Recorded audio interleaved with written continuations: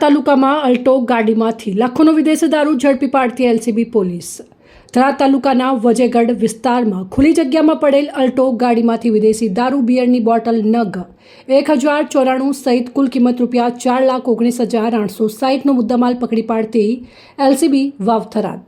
Police મહાનિરીક્ષક Parikshita Rathod, range Banaskantha, Palanpur તથા વાવ થરાદ જિલ્લા police અધિક્ષક ચિંતન તરૈયાના જિલ્લામાં પ્રોહિબિશન જુગારની પ્રવૃત્તિને અસ્તનાબૂદ થાય તે માટે કડક અમલવારી કરવા સૂચના કરતા AP Chaudhari police inspector LCB Vav થરાદના માર્ગદર્શન હેઠળ એલસીબી વાવ થરાદ પોલીસ સ્ટાફના માણસો પ્રોહિબિશન લગત પેટ્રોલિંગમાં હતા. તે દરમિયાન વાતમી હકીકત મળેલ કે થરાદ તાલુકાના વજેગઢ વિસ્તારમાં આવેલ ડેસ્ટેલોની આગળની ખુલ્લી જગ્યામાં પડેલ અલ્ટો ગાડી નંબર GJ0SEH3327માં જોરાભાઈ સન ઓફ ગમનાભાઈ ઉર્ફે વીરભાણભાઈ રબારી રહેવાસી યાત્રા, તાલુકો ભાબર, રહેવાસી વજયગઢ, તાલુકો થરાદવાળો દારૂનો જથ્થો રાખી વેચાણ કરે છે. જે હકીકતના આધારે રેડ કરી હકીકતવાળી જગ્યાએથી ગેરકાયદેસર અને વગર પાસ પરમિટના ભારતીય બનાવટના વિદેશી દારૂની અલગ અલગ બ્રાન્ડની બોટલ, ટીન, બિયર નગ 1094 કુલ કિંમત ₹3,19,860 તથા અલ્ટો ગાડી કિંમત ₹1 લાખ સહિત કુલ